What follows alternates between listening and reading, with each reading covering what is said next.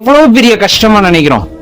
அதாவது உட்காந்து ஒரு அரை மணி நேரம் அழுகணும் அப்படிங்கிற மாதிரியான கஷ்டமா இருக்கும், இல்ல 4-5 நாளைக்கு உட்காந்து அழுகணும் அப்படிங்கிற மாதிரியான கஷ்டமா இருக்கும். ஆனா கண்ணுல துளி தண்ணி வந்திருக்காது.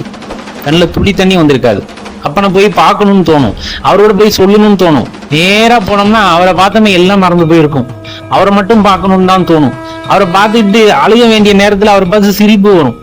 ஏன்னா நம்மளோட அந்த என்ன அலைகள் அவரோட கலந்துருக்கும். அவரை பார்த்ததுமே அவரு தான் எல்லான்னு தெரிஞ்சிருச்சு, எல்லாமே நாடகம்னு தெரிஞ்சிருச்சு.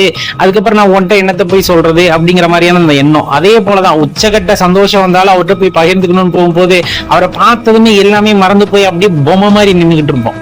இது எத்தனை பேர் உணர்ந்திருப்போம் யோசிச்சு பாருங்களேன். கோயிலுக்கு போறப்ப புலம்புன காலம், பாதியை சொல்லி பாதி மறந்த காலம், கடைசியா எல்லாத்தையும் மறந்து எல்லாமே உனக்கு தானப்பா வந்த கஷ்டம், எனக்கு என்ன அப்படின்னு விலகி நின்று வேடிக்கை பாக்குற காலம். காரணம் நீ எனக்குள்ள இருக்க.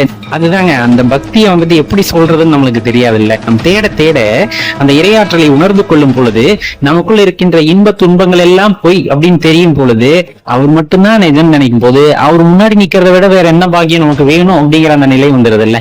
அதுதான் அந்த உண்மையான பக்திக்கான அந்த ஒரு அடையாளமா இருக்கும் அப்படிங்கறத மறந்துட வேண்டாம்.